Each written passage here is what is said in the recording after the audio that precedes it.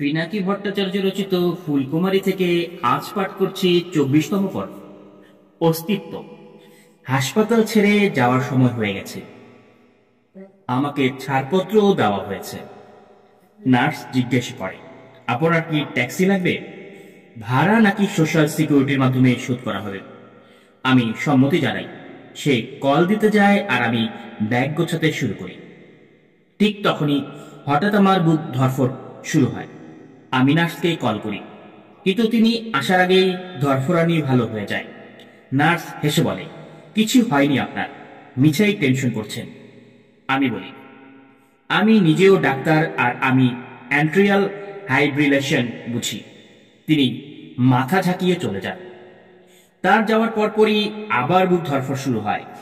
আবার আমি নিজেই নার্স স্টেশনে যাই, বলি, এই যে পালস চেক করেন এবার। তারা ঠিকঠাক পরীক্ষা করে চোখ কপালে তোলে। এই অবস্থায় এখানে হেঁটে এলেন আপনি? আর কি করতাম?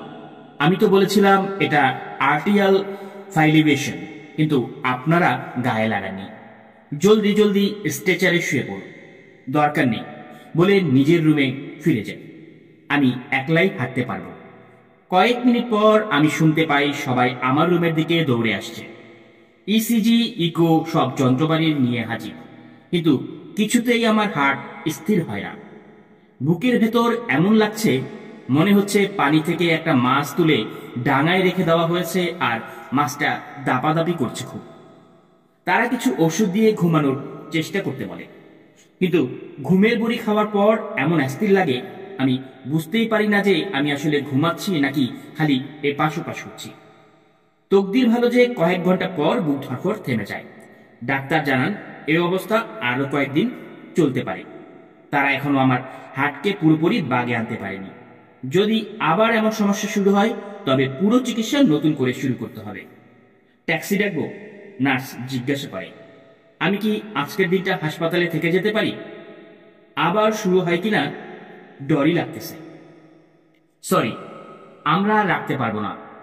আমাদের সিস্টেম থেকে আপনাকে অফিসিয়ালি রিলিজ দেওয়া হয়েছে।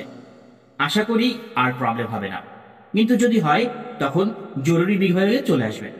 তাহলে ট্যাক্সি ডাকি? আমি হতাশ হয়ে বলি, ঠিক আছে, ডাকি। আসলে সিস্টেমটাই আমাদের জন্য তৈরি হয়নি, বরং আমরা যতক্ষণ সিস্টেমের মধ্যে আছি ততক্ষণই আমাদের অস্তিত্বের দাম আছে। যখনই আমরা সিস্টেমের বাইরে চলে যাই তখনই হয়তো আমাদের অস্তিত্বই হাওয়া হয়ে যায়। হয়তো প্লুটোই ঠিক বলেছিলেন, আমরা সবাই এক গুহায় বাধা পড়ে আছি, সামনে শুধু ছায়া দেখি আর সেটাকেই সত্য বলে ঠাওর করি, আর আমাদের সবকিছুই সেই ঠাওর করা সত্যের উপর গড়ে তুলি।